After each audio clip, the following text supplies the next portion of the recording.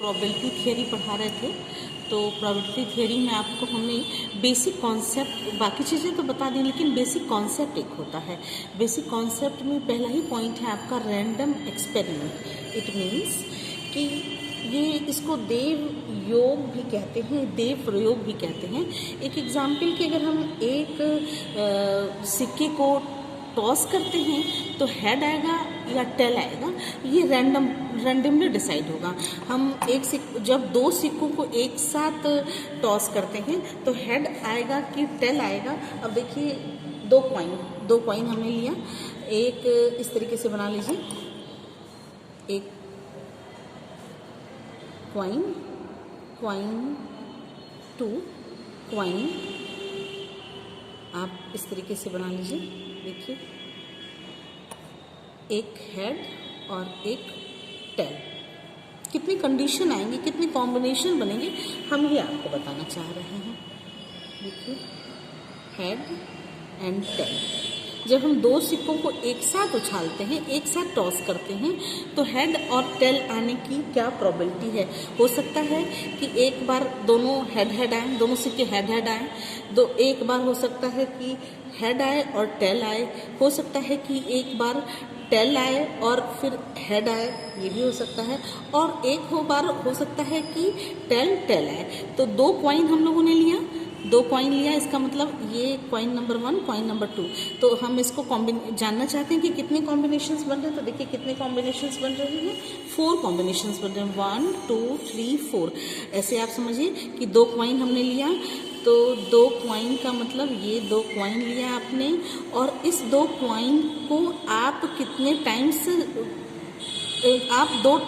आप एक सिक्के को अगर दो बार उछालते हैं तो एक बार आपका हेड आता है, एक बार हेड टेल आता है, फिर यही कॉम्बिनेशन बन सकता है कि आप सिक्कों को कितनी बार उछालेंगे, तो 4 बार आप उछाल सकते हैं इसको। ठीक है, ये आपका आंसर होगा। ये रैंडमली आया, इसमें आपको पहले से डिसाइड नहीं था। रैंडम का मतलब होता है कि प्री डिसाइडेड नहीं होता है, या आफ्टर पोस्ट डिसाइडेड होता है। आप पहले से डिसाइड नहीं कर सकते हैं कि क्या आएगा, हेड आएगा, हेड टेल आएगा, टेल हेड आएगा, या टेल आएगा, ये डिसाइड नहीं किया जा सकता है। इसको बोलते हैं रैंडम एक्सपेरिमेंट। फॉर एक एग्जाम्पल और, आप डाई ले लीजिए, जो पासा होता है उसको ले लीजिए। पासे में कितने नंबर होते हैं, 1 2 3 4 5 6। ठीक है, अब आप दो पासों को एक साथ फेंकते हैं। जब आप दो पासों को एक साथ फेंकिएगा तो कॉम्बिनेशन क्या बनेगा बच्चों।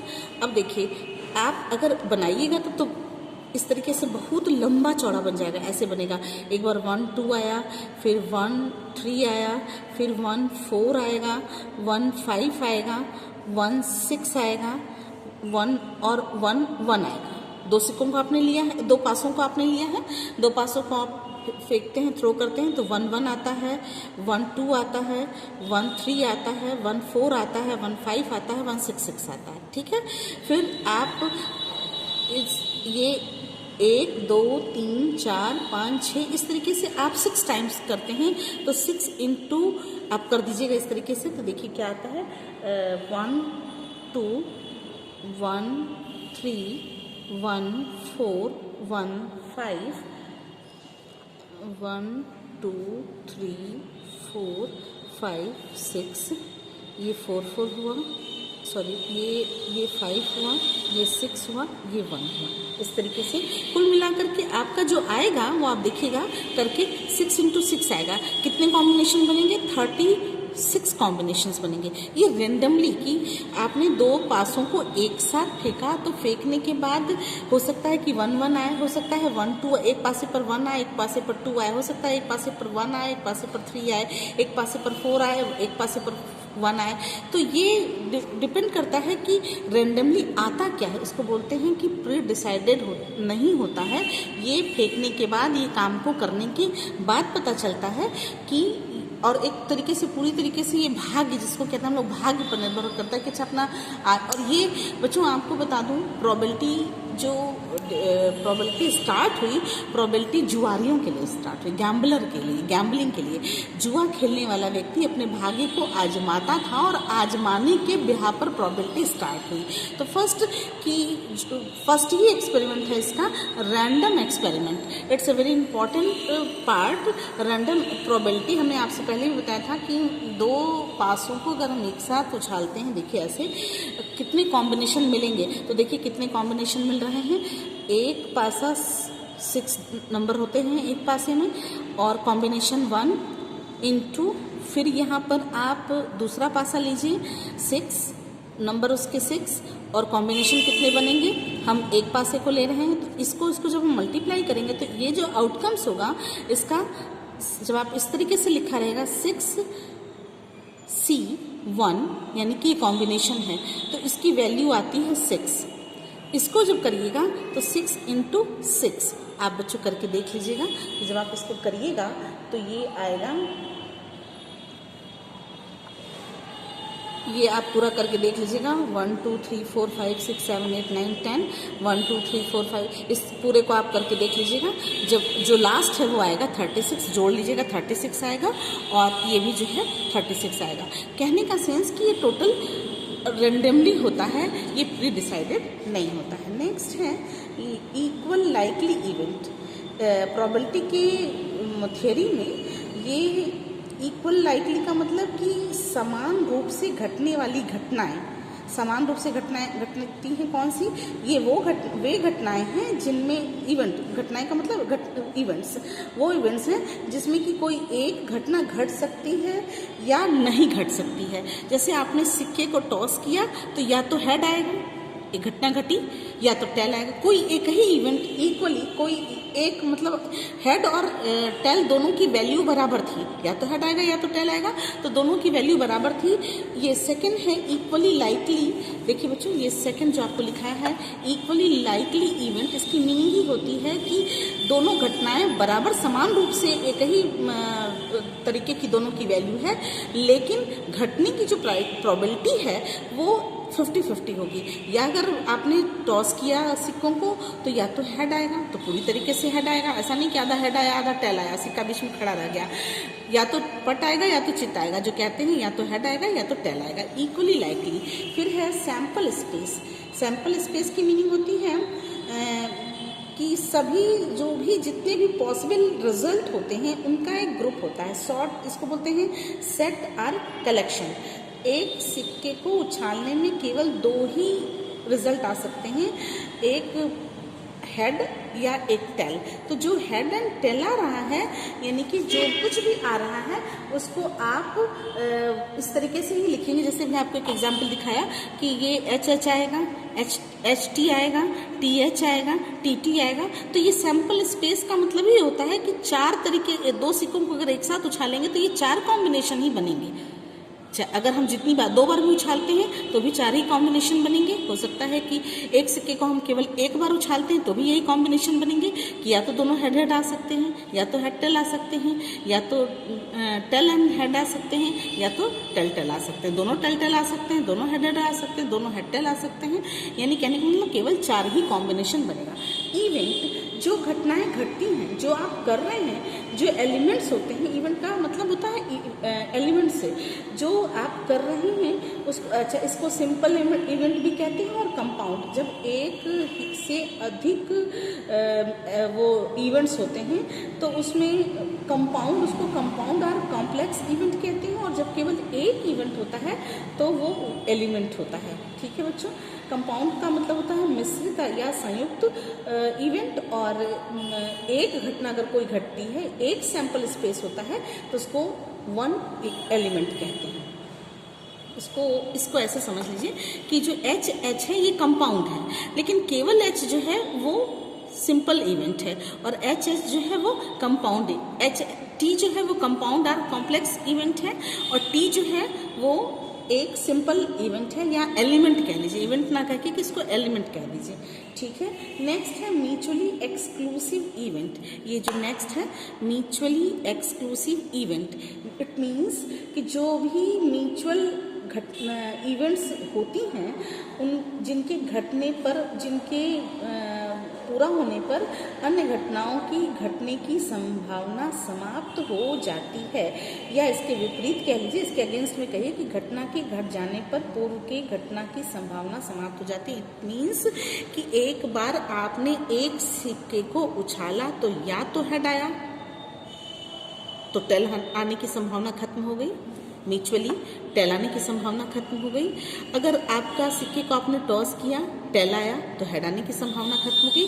कहने का मतलब कि म्यूचुअली एक्सक्लूसिव, इसीलिए इसको एक्सक्लूसिव कहा है। एक्सक्लूसिव इवेंट इज ड्रॉ, खत्म हो जाता है। वो एक घटना घट गई तो दूसरी घटना नहीं घटेगी। नेक्स्ट है इंडिपेंडेंट इवेंट। बच्चों ये एक बार और समझा दूं कि म्यूचुअली एक्सक्लूसिव इवेंट एक साथ नहीं घट सकती है। मैंने अभी आपको सिक्के का तो एग्जाम्पल दिया। इसी तरीके से यदि किसी डाई को, पासे को फेंका जाता है तो कोई भी साइड पर ऊपर आ जाने या अन्य साइड के ऊपर आने की संभावना, यानी कि हो सकता है कि एक बार हमने एक पासे को फेंका तो हो सकता है कि सबसे पहले ऊपर 6 आ जाए, तो अगर 6 आ गया तो दूसरी बार हम जब फेंकेंगे तो हो सकता है 6 आ जाए, लेकिन जरूरी नहीं कि 6 ही आए। तो ये जो एक घटना घट गई तो अब दूसरी घटना नहीं घटेगी जब तक कि हम दूसरा इवेंट नहीं करेंगे। ठीक है। नेक्स्ट है इंडिपेंडेंट इवेंट। इंडिपेंडेंट इवेंट की मीनिंग होती है यदि कोई इवेंट हम कर रहे हैं तो उसके आगे कोई भी घटना घटती है तो उसका प्रभाव, इंडिपेंडेंट इसको इसलिए कहते हैं क्योंकि उसका प्रभाव दूसरी घटना पर नहीं पड़ता है। एक एग्जाम्पल ऐसे समझें कि एक बार अगर हमने एक सिक्के को उछाल लिया तो जब तक हम दोबारा उसको फिर से नहीं टॉस करते हैं तब तक पहले वाली घटना प्रभावित नहीं होती है। वो अगर हमने एक सिक्के को टॉस किया तो हेड आएगा तो टेल प्रभावित नहीं होगा, हेड ही रहेगा। टेल आता है तो टेल ही रहेगा, हेड नहीं आएगा। तो इसको बोलते हैं यानी कि एक इवेंट का इफेक्ट दूसरे इवेंट पर नहीं पड़ता है। जब हम दूसरी बार अगर उस सिक्के को उछालते हैं तो फिर रेंडमली या तो हेड आ सकता है या तो टेल आएगा। ऐसा नहीं कि एक बार हमने उछाला तो टेल आया तो अब दूसरी बार उछालेंगे तो हेड आएगा, ये कंपल्सरी नहीं है। इसलिए एक इवेंट का इफेक्ट दूसरे इवेंट पे नहीं पड़ता है, उसको बोलते हैं इंडिपेंडेंट। और जस्ट अपोजिट होता है डिपेंडेंट इवेंट। एक घटना का दूसरी घटना पर प्रभाव पड़ता है। जैसे कि हम ताश के पत्तों की बात करें, ताश की गड्डी ली हमने, उसमें जो कार्ड्स हैं उसमें 52 कार्ड्स होते हैं। 52 कार्ड्स में अगर हम ये कहते हैं कि किंग आने की, हम उन गड्डी में से निकालते हैं तो किंग आने की प्रोबेबिलिटी क्या है, तो किंग के पत्ते कितने होते हैं? 4 होते हैं। तो 4 पत्ते अगर हम निकाल लिए उसमें से किंग के, तो एक बार निकाला पत्ता तो किंग आया, दूसरी बार निकाला तो किंग आया, तीसरी बार निकाला तो किंग आया, चौथी बार निकाला तो ये एक दूसरे पर डिपेंडेंट होते हैं। कहने का मतलब कि यदि एक घटना के घट जाने का प्रभाव दूसरी घटना पर पड़ता है, यानी कि एक इवेंट का इफेक्ट दूसरे इवेंट पर पड़ता है, तो उसको बोलते हैं डिपेंडेंट इवेंट। ताश की एक गड्डी में से किंग को निकालने के बाद क्या आ जाएगा आंसर आपका? 4/52। तो यानी कि वैल्यू क्या हो जाएगी? 1/13। यदि पहली बार ताश के बादशाह को निकाला जाए तो दूसरी बार बादशाह निकालने का, पहली बार निकाला तो 1/52, दूसरी बार निकालेंगे तो 3/51, क्योंकि ताश के पत्ते से 8 निकाल चुके तो प्रभाव पड़ रहा है ना। डिपेंडेंट वेरिएबल ऐसे, इसको ऐसे समझिए, यहाँ समझा रही हूँ। देखिए बच्चों, यहाँ यही आपको समझा रही हूँ। डिपेंडेंट वेरिएबल कि अगर हमको किंग निकालना है, हमने किंग निकाला, किंग हम यहाँ से उस गड्डी में से किंग निकालते हैं तो अगर किंग निकालते हैं तो कितना किंग है? 4 किंग है। और गड्डी में होते कितने पत्ते हैं? 52 पत्ते होते हैं, 52 पत्ते होते हैं। तो क्या आ जाएगा? 4/52। क्लियर है? यानी कि 1/13 हुआ, 1/13 हुआ। ठीक। अब एक बार हमने किंग 1 निकाला तो एक बार निकालने का हमको क्या हो जाएगा? ये हो जाएगा 1/52। ठीक है। दूसरी बार निकालेंगे तो ये हो जाएगा 2/51। तीसरी बार अगर हम निकालते हैं तो ये हो जाएगा 50। इसका मतलब कि फिर चौथी बार जब हम किंग को निकालते हैं तो 4/52 50। तो कहने का सेंस हमको सिर्फ आपको बताने का है कि हम एक पत्ते को निकालते हैं तो 52 ही रहेगा। एक को यूज़ की, फिर दूसरे को यूज़ की, फिर तीसरे को यूज़ की, तो कहने का मतलब कि पत्तियां यहाँ पर घटने लग जाती हैं। जो ताश की गड्डी है उसमें से पत्तियां घटने लग जाती हैं। तो जब पत्तियां घटने लग जा रही हैं, ये बता रहा है कि जो अंदर कार्ड्स रखे हैं, जो और बैलेंस कार्ड्स रखे हैं, जो और बच रहे हैं, रिमेन कार्ड्स जो हैं, वो एक दूसरे पर डिपेंडेंट हैं, उनकी संख्या लगातार घटने लग जाएगी।